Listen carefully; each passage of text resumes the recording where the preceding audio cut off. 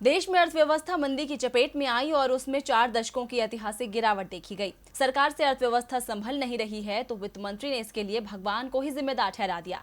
निर्मला सीतारमण ने कहा था कि अर्थव्यवस्था में ये गिरावट एक्ट ऑफ गॉड यानी ईश्वर की देन है। लेकिन क्या इससे पहले 5 साल में अर्थव्यवस्था का जो हाल चल रहा था वो भी ईश्वर की ही देन था? देश की गिरती आर्थिक हालत के जिम्मेदार कौन है, भगवान या सरकार की आर्थिक नीतियां? देखिए ये रिपोर्ट। वर्ष 2020 से 21 की पहली तिमाही में देश की अर्थव्यवस्था में 23.9% की गिरावट आई। ये गिरावट सरकार की जो उम्मीदें थी उससे भी ज्यादा है। इसके साथ ही राजकीय कोष का घाटा बजट का 103% तक पहुंच गया है।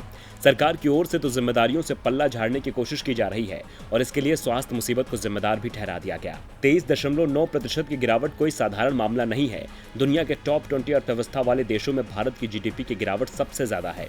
जी हाँ, स्वास्थ्य मुसीबत तो पूरी दुनिया पर आई, लेकिन जीडीपी का सबसे ज्यादा नुकसान भारत को हुआ।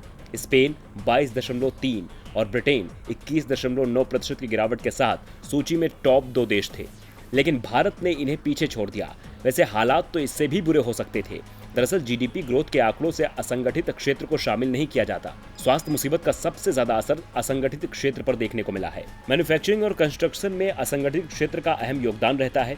ऐसे में यदि वो आंकड़े भी शामिल होते तो ये गिरावट और भी ज्यादा दिखती। खैर, सरकार ने तो जिम्मेदारी भगवान पर डाल रखी है, लेकिन हम पुराने आंकड़ों को देखें तो देश पिछले 5 साल से लगातार जीडीपी में गिरावट देख रहा है। वित्त वर्ष 2019 से 20 की ही बात करें तो अप्रैल-जून तिमाही में जीडीपी ग्रोथ 5.2% थी और फिर कम होते हुए चौथी तिमाही में 3.1% ही रह गई।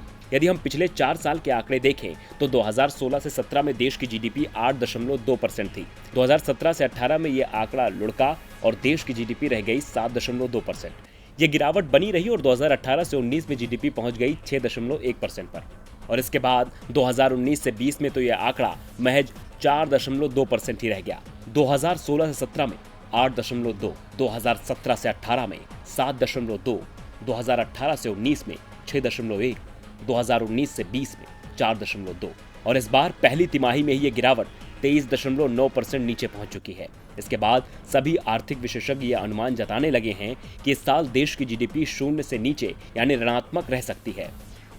टीवी लाइव की रिपोर्ट।